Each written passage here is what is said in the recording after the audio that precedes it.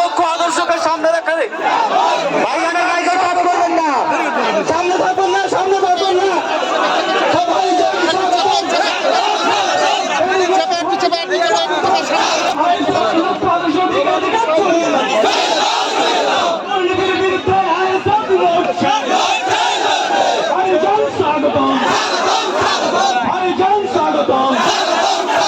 মঞ্চে আদৌ থাকবেন না এমন মাত্র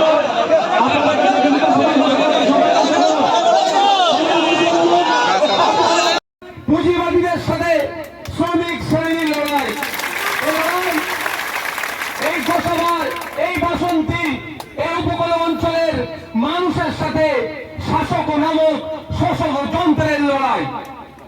কারণ আমাদের লড়াইটা কিসের লড়াই? এই গোসাবার সুন্দরবন প্রত্যন্ত এলাকাগুলো প্রায় ঝড়ের কারণে, প্রাকৃতিক দুর্যোগের কারণে বাঁধ ভেঙে যাচ্ছে, নোনা পানি এসে চাষযোগ্য জমিতে ঢুকছে, বা আপনার মিষ্টি পানিতে যেখানে মাছ চাষ হয়, মিষ্টি পানির মাছ চাষ হয়, সেখানে ঢুকে যাচ্ছে, ক্ষতিগ্রস্ত হয়ে যাচ্ছে।